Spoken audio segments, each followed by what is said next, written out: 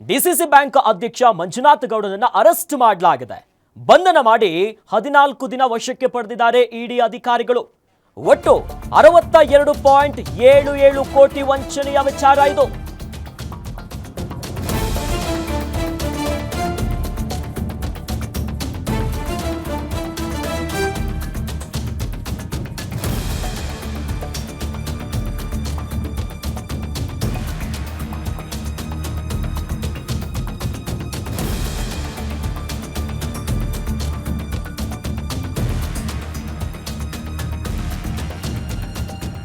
ವಂಚನೆಯ ಪ್ರಕರಣಕ್ಕೆ ಸಂಬಂಧಪಟ್ಟಂತೆ ಡಿಸಿಸಿಯ ಬ್ಯಾಂಕ್ ಅಧ್ಯಕ್ಷ ಮಂಜುನಾಥ್ ಗೌಡನನ್ನ ಅರೆಸ್ಟ್ ಮಾಡಲಾಗಿದೆ.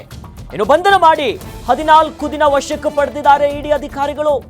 ಒಟ್ಟು 62.77 ಕೋಟಿ ವಂಚನೆ ಮಾಡಿರುವಂತಹ ಪ್ರಕರಣ.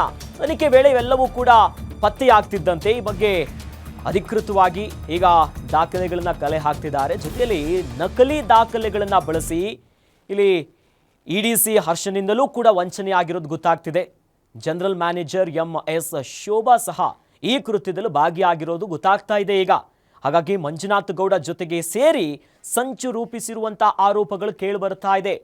ಒಂದಲ್ಲ ಎರಡಲ್ಲ ಬರೋಬ್ಬರಿ ಡಿಸಿಸಿ ಬ್ಯಾಂಕ್ನ ಅಧ್ಯಕ್ಷ ಮಂಜುನಾಥ್ ಗೌಡ ಜೊತೆಯಲ್ಲಿ ಇತರರೂ ಕೂಡ ಸೇರಿ ಒಟ್ಟು 62.77 ಕೋಟಿ ರೂಪಾಯಿ ವಂಚನೆ ಮಾಡಿರುವಂಥದ್ದು ತನಿಖೆಯ ವೇಳೆ ಪತ್ತೆಯಾಗಿದೆ.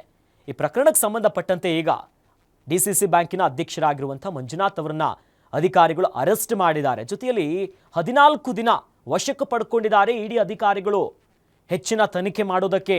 ಇನ್ನು ಯಾರ್ಯಾರಿದ್ದಾರೆ, ಹಾಗಾಗಿ ಇಡಿ ಅಧಿಕಾರಿಗಳು ಈಗ ಅಧಿಕೃತವಾಗಿ ಮಾಹಿತಿಯನ್ನೆಲ್ಲವನ್ನ ಪಡೆದುಕೊಳ್ತಿದ್ದಾರೆ.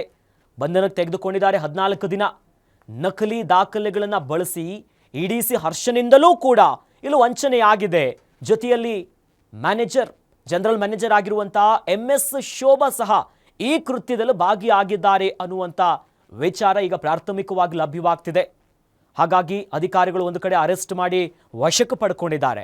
ಹಾಗಾಗಿ ಇಡಿ ಅಧಿಕಾರಿಗಳು ಇನ್ನಷ್ಟು ತನಿಖೆ ಮಾಡಲಿದ್ದಾರೆ. 14 ದಿನ ಈಗ ಬಂಧನಕ್ಕೆ ಪಡ್ಕೊಂಡಿದ್ದಾರೆ ಅಧ್ಯಕ್ಷರನ್ನ ಮಂಜುನಾಥ್ ಗೌಡ ಅವರನ್ನ. ಹೆಚ್ಚಿನ ತನಿಖೆಯನ್ನು ನಡೆಸ್ತಾರೆ.